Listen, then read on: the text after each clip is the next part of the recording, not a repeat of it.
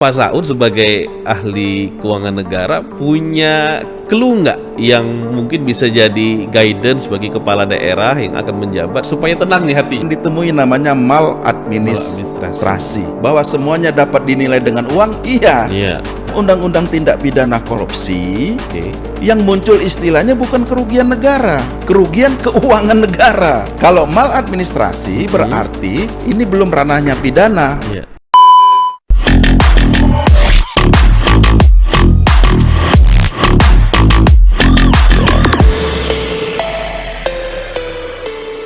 Sobat sekalian, kembali hadir dalam acara kebanggaan kita bersama di Sriwijaya KS. Selo, say it loud.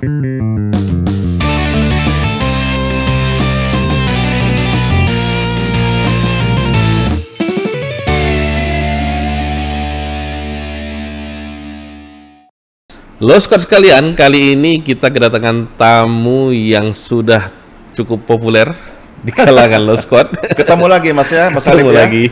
Sehat Mas? Sehat Pak Saud. Ya, gimana keluarga juga sehat ya? Alhamdulillah. Oh, kok jadi saya jadi penanya?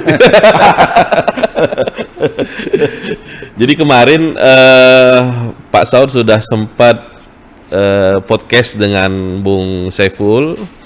Dan ketika saya perhatiin, waduh, ini masih banyak hal yang perlu diekspos ini. Oh gitu Mas. Berkenaan dengan keuangan negara.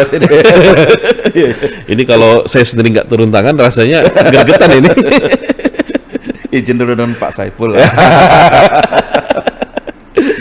Pak Saud, kemarin kan sudah banyak bicara tentang keuangan negara dan Pak Saud sudah memberikan garis demarkasi yang jelas tuh tentang keuangan negara, kemudian batasan kerugian negara. Dan satu hal yang kemudian saya simpulkan, produk hukum di Indonesia ini belum ada kesepakatan yang khusus ya, yang mengatur secara khusus juga tentang keuangan negara, begitu Pak ya?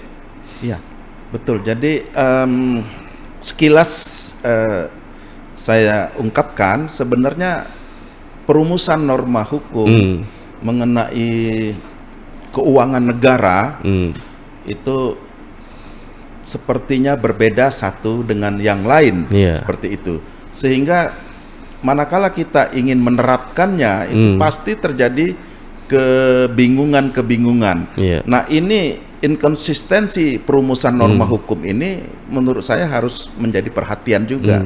Ya kan, supaya jangan terjadi penerapan hukum yang salah. Kemarin saya sudah merujuk kepada TAP MPR tahun 2021 nomor 6 itu ya kan. Itu yang menarik itu. Ya kan? Saya sudah rujuk ke situ karena diamanatkan di dalam agenda mengenai etika berbangsa ya, etika kehidupan berbangsa. Nah, salah satu etikanya kan etika penegakan hukum. Nah, norma di dalam TAP MPR itu arahannya adalah menegakkan hukum secara berkeadilan, berkepastian, kemudian memperhatikan hak asasi manusia, kemudian harus memperhatikan perlakuan yang sama di hadapan hukum dan pemerintahan, kemudian jangan melakukan diskriminasi. Nah, yang terakhir Mas Alif, jangan menegakkan hukum yang salah dengan salah gitu. Nah, itu normanya itu. Kalau kita lihat dalam praktik di lapangan sehari-hari kan justru ada apa ya, tumpang tindih norma atau kerancuan norma ya. Kerancuan karena ketidakjelasan ya. Seperti kita kemarin sekilas juga saya runtut. Kalau di dalam konstitusi kita sebagai norma yang tertinggi ya kan, dia jelas ngomongin bahwa keuangan negara itu adalah APBN. Nah, di luar APBN berarti tidak bisa disebut sebagai bukan uang negara. Bukan uang negara ya. Ya, makanya kemarin saya sebut ini perekonomian negara. Bahwa semuanya dapat dinilai dengan uang, iya.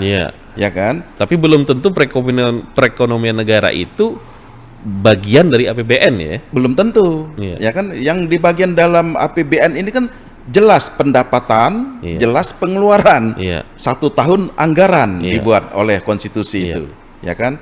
Di daerah namanya APBD, seperti itu kan. Nah, itu yang harus kita perhatikan. Kemudian turun ke Undang-Undang Keuangan Negara. Nah, definisinya menjadi luas, ya kan? Oh, justru tidak menyempit. Tidak, makin luas bahasa. Jadi mulai dari situ keuangan negara tuh segala hal yang dapat dinilai dengan uang, prosesnya, subjeknya, objeknya, tujuannya. Nah, dapat kata kunci tujuannya itu sebetulnya.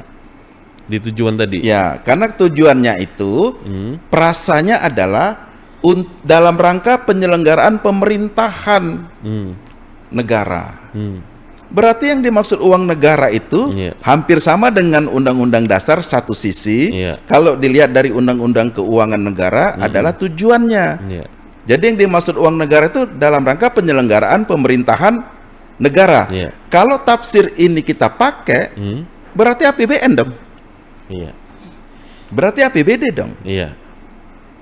Oleh karena itu berarti keuangan negara ini meskipun pengertiannya di dalam Undang-Undang Keuangan Negara masih sangat luas, tetapi dalam beberapa hal kita harus hati-hati melihatnya. Saya bilang dalam penegakan hukum saya menafsir secara sempit. Kenapa sempit? Kemarin saya sudah singgung juga. Kenapa sempit? Supaya dapat dihitung dengan nyata dan pasti. Ada kepastian di situ. Ada kepastian, actual loss. Ya. Kalau dia luas, kayak diperkirakan saja, ya, yang tanda kutipnya itu kerugian keuangan negara, ya. Nah, jadi dia potensial. Nah, sedangkan kenapa saya berpikir begini? Satu, di Undang-Undang Perbendaharaan Negara mendefinisikan kerugian negara itu, yang dimaksud kerugian negara itu adalah berkurangnya secara nyata dan pasti uang, surat berharga, dan barang. Barang yang mana? Apakah barang yang ada di luar di alam ini itu barang juga? Betul. Nah, kan gitu kan. Nah, ini sudah. Sedangkan dia minta nyata dan pasti. Nah, kemudian di dalam Undang-Undang Tindak Pidana Korupsi yang muncul istilahnya bukan kerugian negara. Apa itu, Pak? Kerugian keuangan negara. Lebih spesifik lagi? Maunya spesifik. Nah, ternyata apa itu kerugian keuangan negara? Kerugian keuangan negara diartikan lagi adalah berkurangnya kekayaan negara. Kacau lagi nih, ya kan? Jadi sampai hari ini Mas Alif, saya juga bingung mau pakai pengertian yang mana ini kan? Karena ada berapa lapis dari produk hukum itu sendiri, dan kesemuanya punya ketentuan umum yang beragam. Beragam kan? Nah, oleh karena itu dalam konteks penerapan hukum, penegakan hukum, khususnya penegakan hukum, saya memakai yang sempit. Supaya bisa diukur nyata dan pasti. Yang mana? Yang ada dari APBN. Nah, Pak, kita kan melihat di pemberitaan beberapa perhelatan pilkada sudah ada pemenangnya. Kita lihat paslon juga, bukan paslon lagi ya. Hari ini dilantik ya. Udah ada pelantikan per tanggal 20 Februari kita ambil tik ini tanggal 20, udah dilantik serentak katanya kan di pusat. Kan masalah keuangan negara ini menjadi hal yang krusial bagi kepala daerah. Pasti ya kan? Pasti. Karena pasti ya kita tahu lah dalam pemberitaan hal yang sering bikin kepala daerah pusing itu kan masalah keuangan negara. Adanya kerugian APBD misalnya. Tapi pertanyaan saya sebagai anak muda nih, apakah kerugian negara itu melulu hal yang jelek? Apakah negara itu nggak boleh rugi? Apakah kepala daerah itu harus selalu untung? Pengertiannya yang tadi saya bilang, ini konteksnya adalah penyelenggaraan pemerintahan negara. Oleh karena itu konteksnya adalah kepentingan umum. Oleh karena itu pengaturannya harus bernuansa hukum publik. Kayak gini rentetan berpikirnya itu ya. Nah, dalam konteks itulah dia tidak berpikir untung rugi sebenarnya. Yang penting maslahat kan? Yang pentingnya kemaslahatan, pembangunan lancar ya itu kan. Nah, kalau ini berkurang, kan akan berkurang juga pembangunan gitu loh, Pak. Kalau ini berkurang juga peningkatan program-program kesejahteraan sosial. Nah kan itu. Nah ini dihindari, jangan sampai begitu. Nah, beda pengertian boleh rugi nggak Pak? Tentu nggak boleh rugi. Dalam hukum perdata, hubungan hukum keperdataan, hukum hubungan bisnis juga nggak boleh rugi, kan begitu ini kan. Nah, seandainya rugi bagaimana Pak? Ya kan itu. Makanya ditelusuri apa yang jadi masalah penyebabnya. Kalau kita bicara urusan penyelenggaraan pemerintahan, urusan pemerintahan umum, urusan pembangunan, urusan APBN, APBD, maka itu konteksnya adalah sepihak. Sepihak maksudnya? Pemerintah atau penguasa yang bertindak untuk pembangunan, untuk kesejahteraan rakyat. Kan seperti itu nih. Nah, oleh karena itu, kalau terjadi kerugian keuangan negara, harus dilihat ruginya itu kenapa. Berarti tidak selamanya kerugian negara itu implikasi ke pidana ya? Tidak. Saya berpikir ini masih di ranah hukum administrasi negara. Hukum publik. Nah, makanya kemungkinan dia rugi, oh ternyata salah tata kelola. Apa itu tata kelola? Coba lihat di perencanaan, coba lihat di pelaksanaan, coba lihat di pengawasan, coba lihat di pelaporan, coba lihat di sistem pertanggungjawabannya. Nah kalau ini kita telusuri, maka dalam hukum administrasi kemungkinan akan ditemui namanya maladministrasi. Kalau maladministrasi berarti ini belum ranahnya pidana. Makanya peraturan perundang-undangan di bidang keuangan negara itu ngomong balikin aja duitnya, gimana caranya balikin gitu loh. Kenapa? Karena yang dijaga dalam filosofi peraturan perundang-undangan keuangan negara itu adalah keutuhan keuangan negara. Duit negara ini harus utuh, kalau sekian rupiah harus sekian rupiah untuk pembangunan gitu loh. Kalau dikembalikan, maka duitnya utuh kembali. Selesai. Nah kan, jadi ada wacana-wacana beda. Kenapa tidak diproses lebih lanjut ke ranah hukum pidana seperti itu? Saya bilang kalau ranah hukum pidana duitnya sudah balik, dasarnya apa? Korupsi Pak. Korupsi saya bilang. Pasal berapa? Pasal 2, pasal 3. Nah, pasal 2, pasal 3 itu delik formal atau delik material. Pasca putusan MK 25/2016, makna pasal 2, pasal 3 menjadi delik material. Oleh karena itu, akibat dari perbuatan pidana itu harus menjadi unsur. Akibat dari korupsi terjadi kerugian keuangan negara. Kalau duitnya sudah dibalikin gimana? Apa mau dipaksakan? Nah, dalam sebelum putusan MK 25/2016 kita memaklumi bahwa pasal 2 pasal 3 tafsirnya adalah delik formal. Terlihat formil gitu ya. Jadi dia ada perbuatan saja tanpa hak. Iya sudah cukup, karena itu dia potensial loss disebut. Diperkirakan saja rugi udah kena dia. Kalau sekarang nggak bisa, harus dibuktikan. Kenapa begitu? Karena tadi TAP MPR udah ngomong harus adil, harus jangan melanggar HAM, harus berkepastian. Kan pasti. Hukum pidana kan asasnya sudah jelas kan, kepastian kan. Tapi gara-gara Pak Saud ngomong TAP MPR itu, jadi saya keinget lagi. Mulai ingat lagi kan?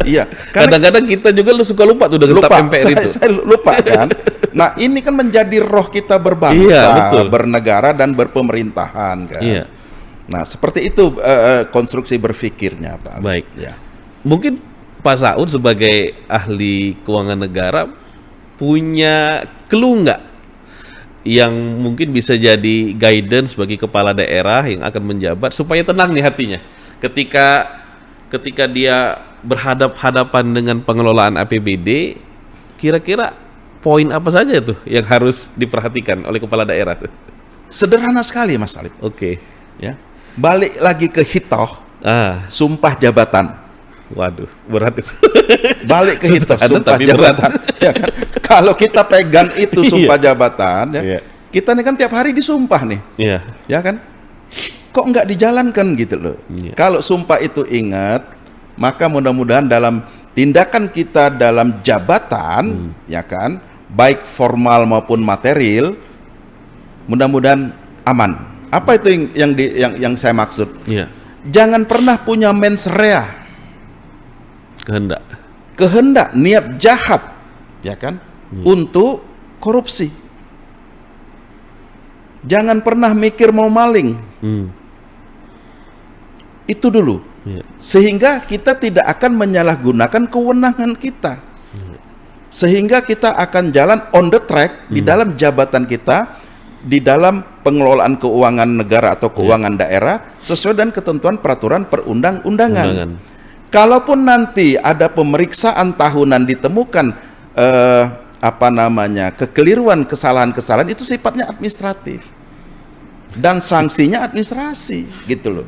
Tapi kalau sudah ada mens rea, pasti nanti tidak dapat dipertanggungjawabkan duit itu.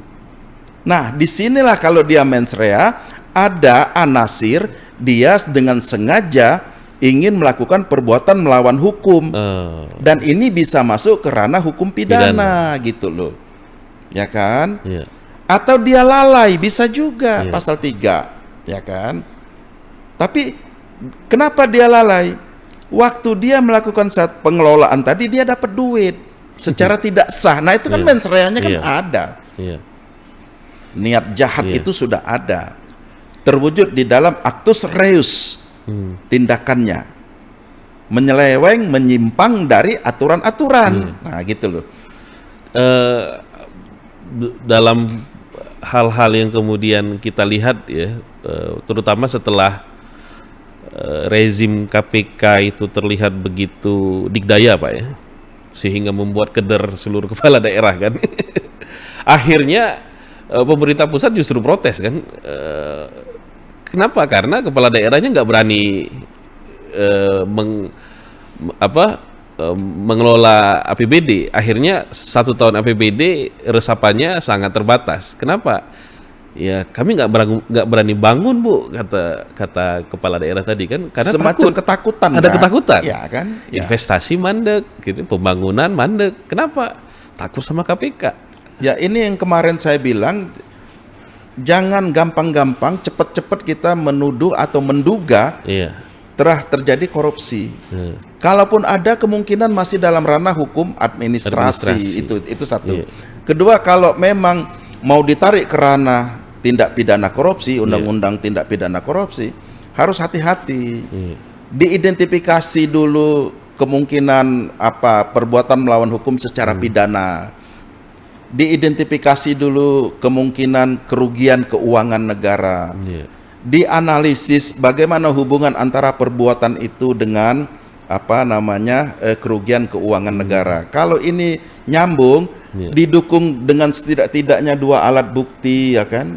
Ya silahkan saja, kita tidak akan halangin itu kan.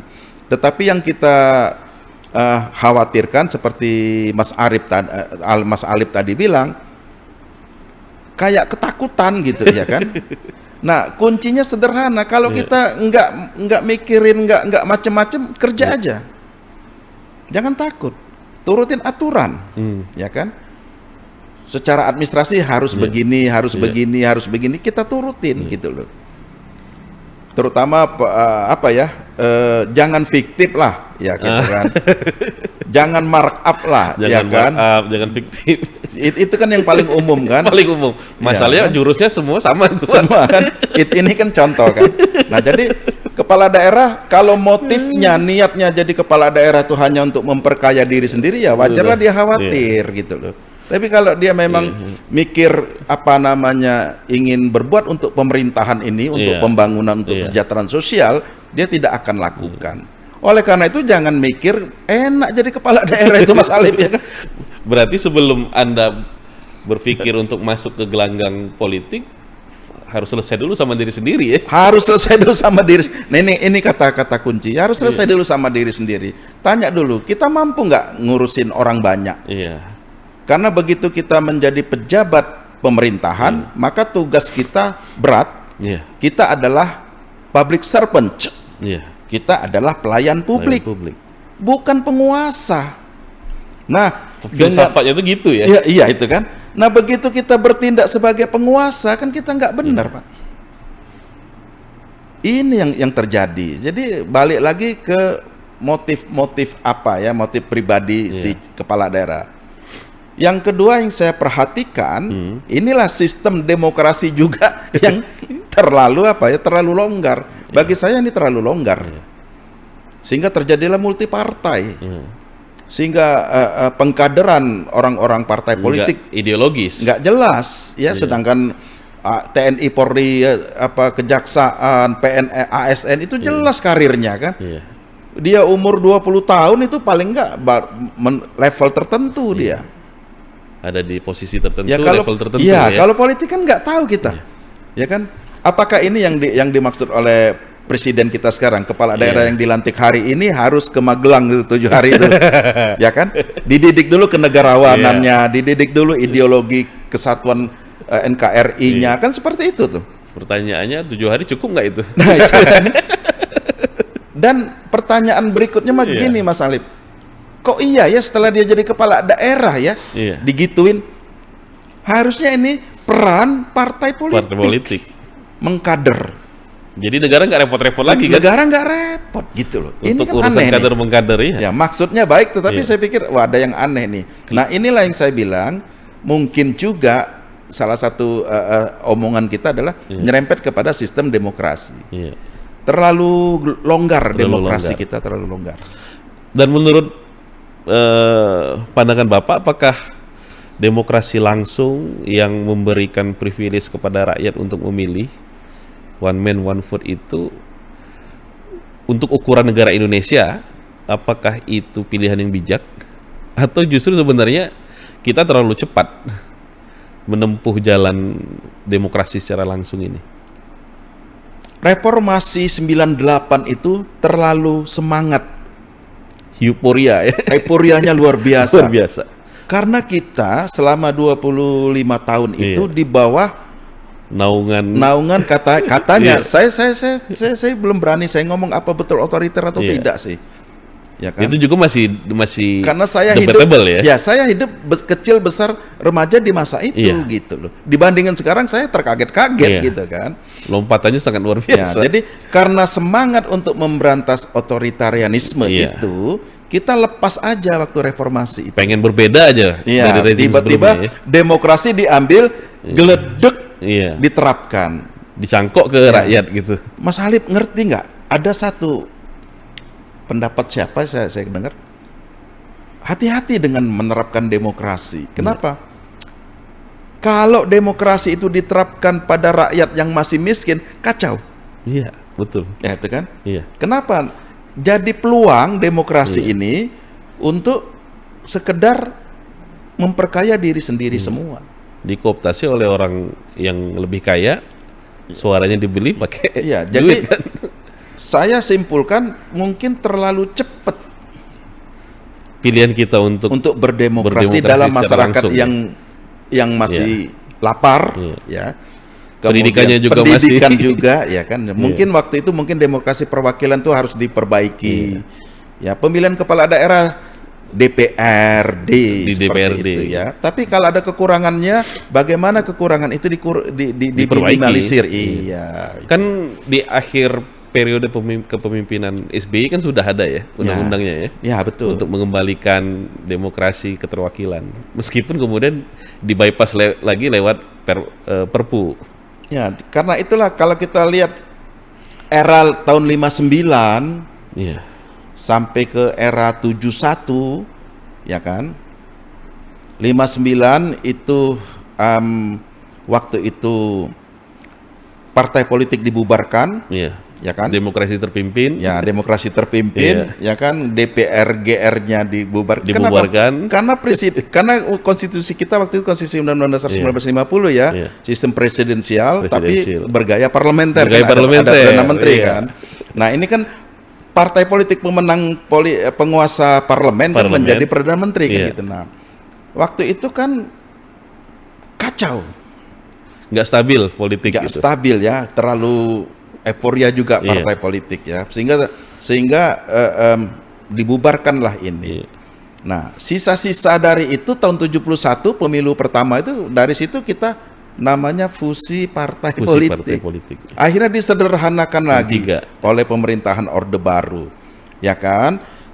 Nasionalis pasti, demokratis dan agamis, cuman 3 aliran ideologi gitu loh. Kalau sekarang wah, macam-macam, warna-warni. Ya, nah itu menghasilkan kader kemudian yang juga tidak terseleksi dengan baik. Waktu duduk di pemerintahan jadi bagaimana kayak gitu ya. Nah, akibatnya dampaknya begitu mereka duduk di kekuasaan berdampak kepada tata kelola keuangan negara atau keuangan daerah gitu loh. Iya, saya belum pernah tuh mendengar partai politik yang punya gagasan tentang pengelolaan keuangan negara yang baik.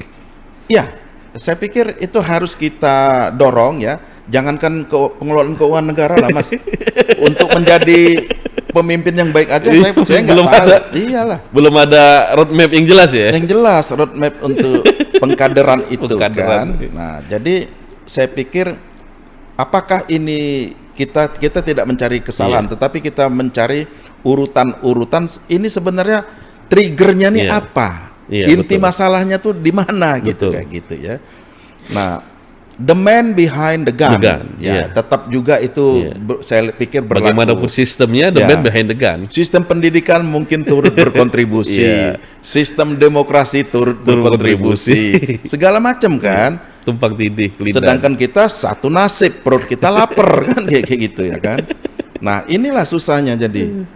Nah, jadi kalau tata kelola ini bisa kita perbaiki, mudah-mudahan kita anggaran negara yang terbatas ada di APBN APBD itu kita optimalkan untuk pembangunan. Saya pikir kita akan sejahtera juga ya.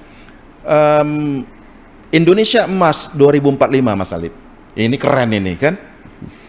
Optimisme ya. Iya, luar biasa karena kita ingin naik kelas nih, naik kelas ya, dari negara miskin menjadi negara maju.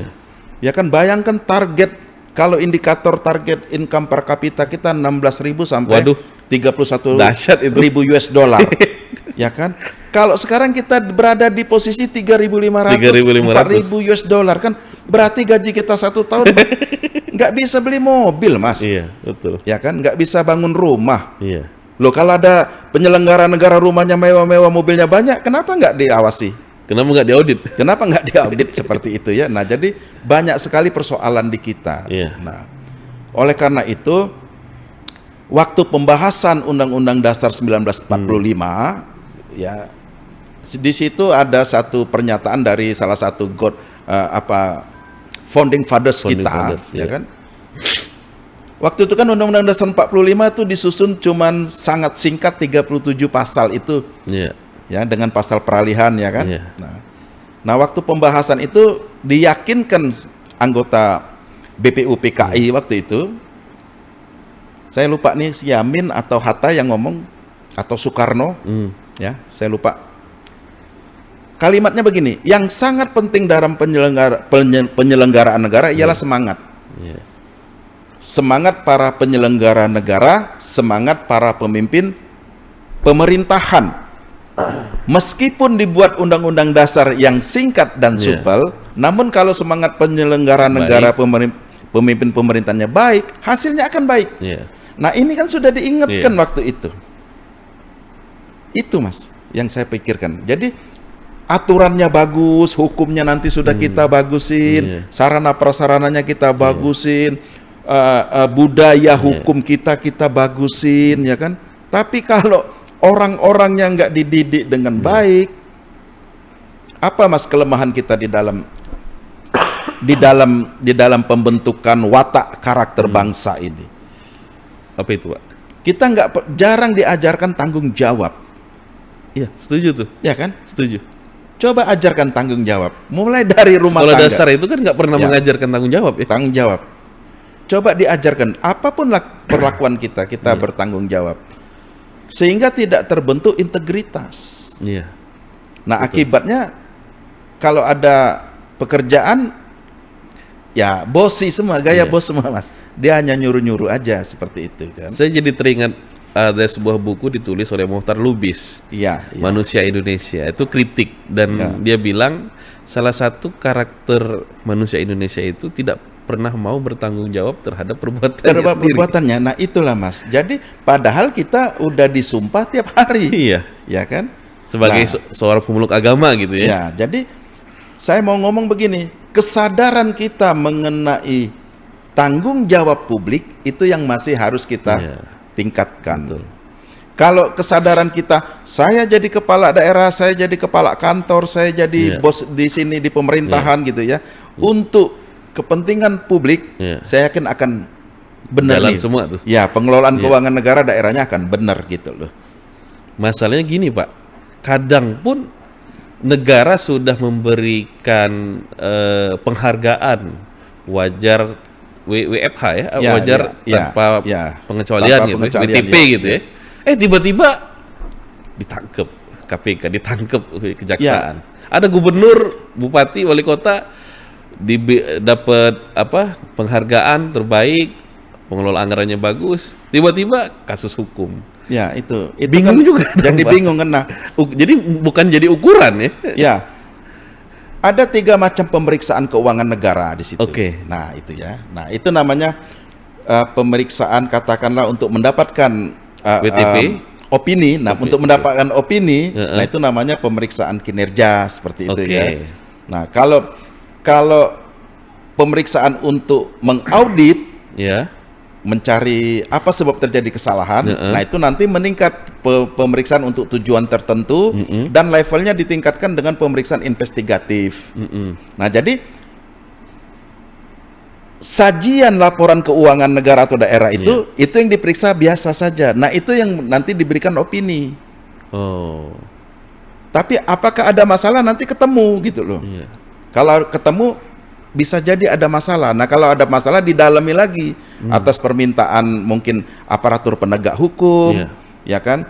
Dia minta audit kinerja tertentu atau audit investigatif. Iya. Ya, seperti itu ya. Nah, jadi Dalam podcast Bapak yang kemarin kan Bapak menunjuk BPK sebagai ya, satu-satunya lembaga yang secara konstitusional seharusnya punya engine yang cukup untuk mengaudit ya, seluruh APBN APBD kita. ya, memang tugas yang berat ya. Jadi pemeriksaan laporan keuangan yang tadi Iya. memberikan opini, BPK memberikan opini nih wajar tanpa Iya. pengecualian. Yang paling rendah itu kan disclaimer kan gitu ya.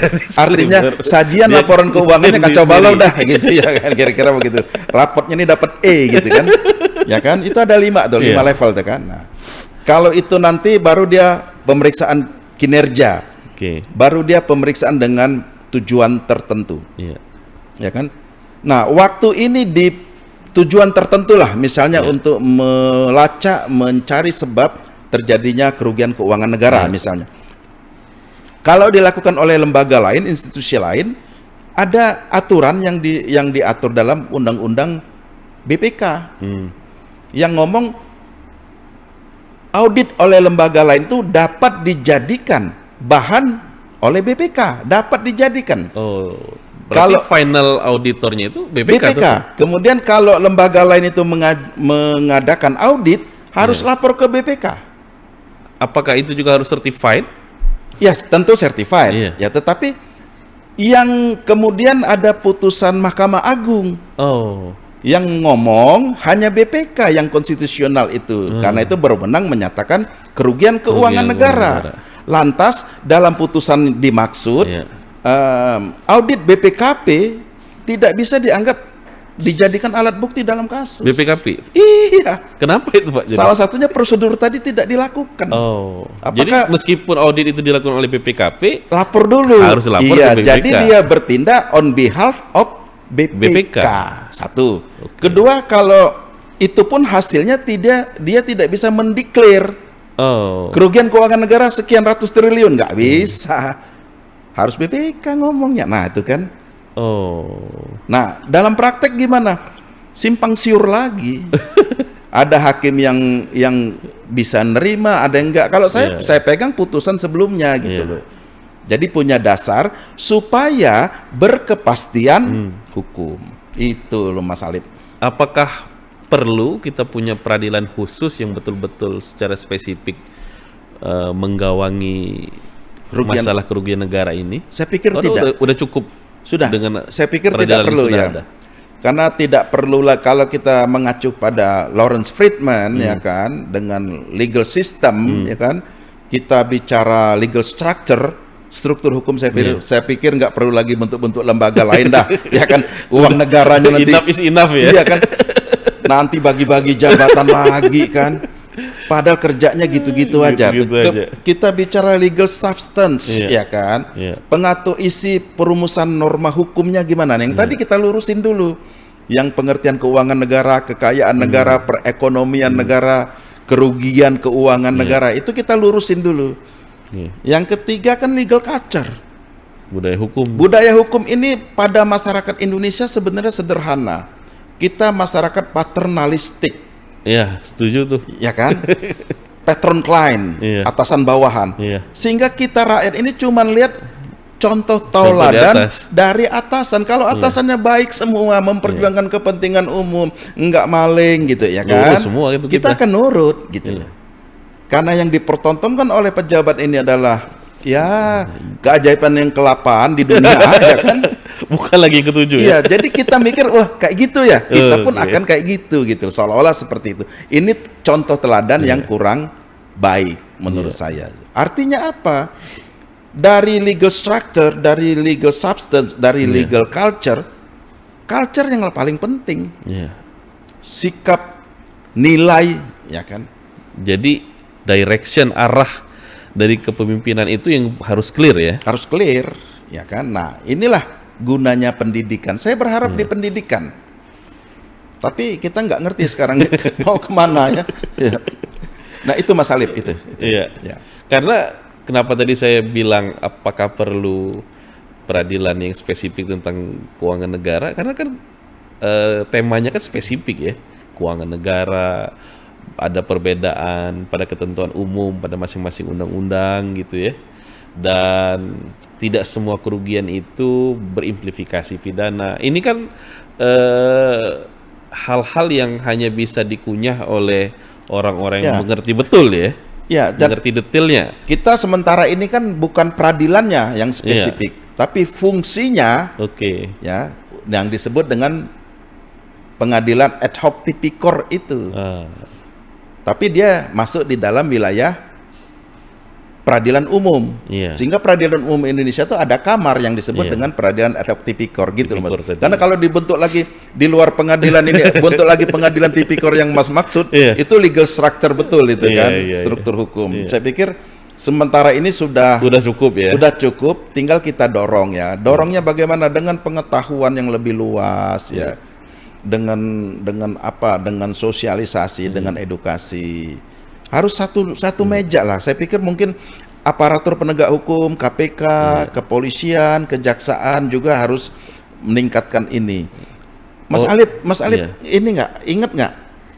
Kalau kita lihat annual report ya KPK, nah ternyata penegakan hukum dengan represif tindakan atau sistem peradilan pidana ini membuat tersangka para koruptor itu hanya menyelamatkan negara jauh lebih kecil daripada anggaran KPK sendiri. Jadi nggak worth it ya? Nggak worth it satu-satu ya. Itu negara udah kasih anggaran gede, yang dikembalikan dikit kan. Nah, kemudian waktu kita lihat kewenangan KPK untuk pencegahan, ternyata dia mengembalikan keuangan negaranya berlipat-lipat dari penindakan tadi. Kalau saya itu tuh kata kunci pencegahan. Iya. Lembaga penegak hukum kita itu kadang-kadang lebih suka euforia melalui OTT daripada memaksimalkan pencegahan. Makanya itulah Mas. Jadi mungkinkah ini juga wujud dari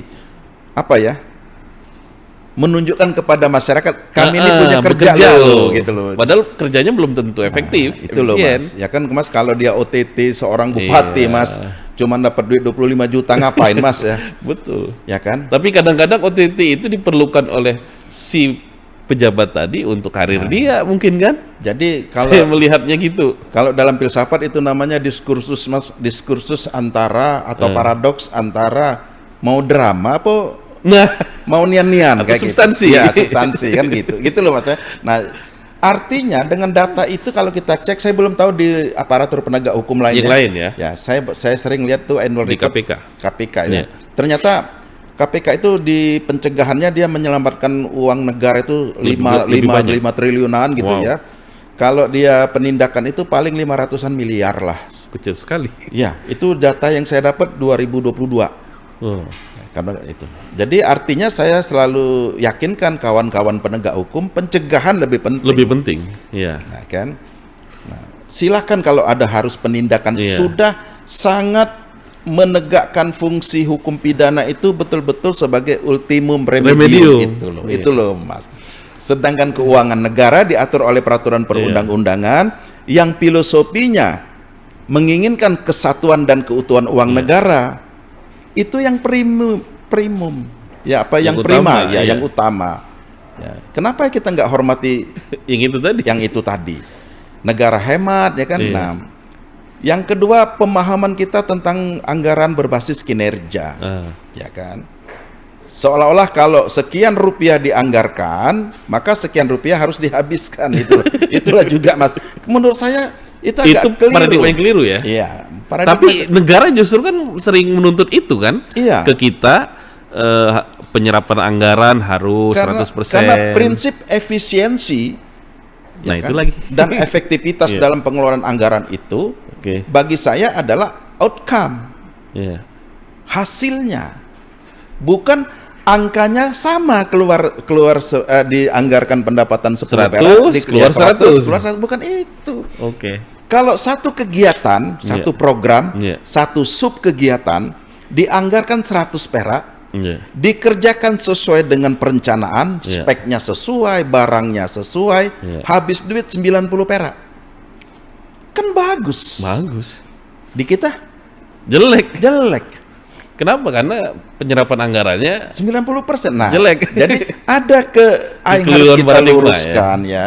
Kita nih mau bicara formalitas angka dokumen Iya. atau mau bicara outcome, output, luaran dan outcome produk. Iya. Seperti itu. Nah, inilah kesalahan-kesalahan kita yang kita pelihara terus. Dan kita biarkan tuh. Ya. Sekarang kenapa sih kesannya seperti itu? Mungkin terlalu ribet anggaran itu, ya kan? Orang nggak mau ribet-ribet. Iya. Ya penting secara apa di atas kertas sama angkanya, ya udah. Iya. Kalau yang saya kasih reward adalah kegiatan-kegiatan yang dapat mengefisiensi anggaran. Iya. Kalau satu kegiatan tadi 100 perak dikerjakan dengan benar sesuai dengan spek, diperiksa bagus segala macam, habis 90 maka 10 rupiah silpa. Jadi sekarang harus dihargai silpa gitu loh. Maksudnya? Sisa lebih penggunaan anggaran, Oh. saldo. Iya. Kan berarti bagus. Bisa ditabung itu ya? Iya, untuk anggaran tahun depan. Nah, ini nih. Sesimpel itu sebenarnya. Sesimpel itu, Mas. Saya nggak ngerti Seperti kita mengelola keuangan rumah tangga. rumah tangga, keuangan perusahaan. Iya, ya betul. Kan intinya kan untung. Nah, itulah yang bahasa untungnya itu. Uang publik dipakai, masih bisa hemat, tujuan tercapai. Kenapa tidak? Iya. Jadi pertemuan kita hari ini salah satunya, Mas, artinya pemaknaan anggaran berbasis kinerja itu harus difokuskan kepada luaran. Iya, setuju. Sehingga kalau ada istilah silpa, jangan dikatain, jangan diejek. jangan diejek, jangan disanksi. Iya. Itu yang benar gitu loh. Malah ini dihantam juga sama media gitu. Iya, kenapa ndak dihabisin duit ini? Iya. Nah, gitu loh, Mas. Padahal itu uang rakyat. Kalau saya hemat tanpa mengurangi mutu dan sasaran pekerjaan serta manfaatnya untuk kepentingan umum. Gitu, Mas. Baik, Pak Saud. Luar biasa nih kalau ngobrol. Ini udah mau 40 menit tapi rasanya baru 5 menit. 5 menit. Pak Saud, terima kasih atas waktunya. Kita ngobrol lagi lain waktu. Siap. Harus dijadwalkan ini sepertinya. Iya. Boleh. Karena Law Squad sangat membutuhkan penjelasan yang lebih elaboratif tentang keuangan negara. Keuangan negara atau keuangan daerah, kita bicara topik-topik bansos lah. Nah, Ya itu kan? Memang poinnya harus dari Pak Saud itu gitu. Siap, siap, oke. Biar ger. Terima kasih Pak Saud atas waktunya. Terima kasih Mas Alif, terima kasih. Kita jadwalkan lagi untuk podcast berikutnya. Ya, terima kasih. Sekalian jangan lupa untuk subscribe channel YouTube kita di FH Unsri TV untuk di komen, like, dan di viralkan lah pokoknya oleh lo sekalian. Saya sebagai host Alif dan Pratama mundur diri pada episode kali ini. Terima kasih. Sriwijaya Cash, selo, Selo, say it loud.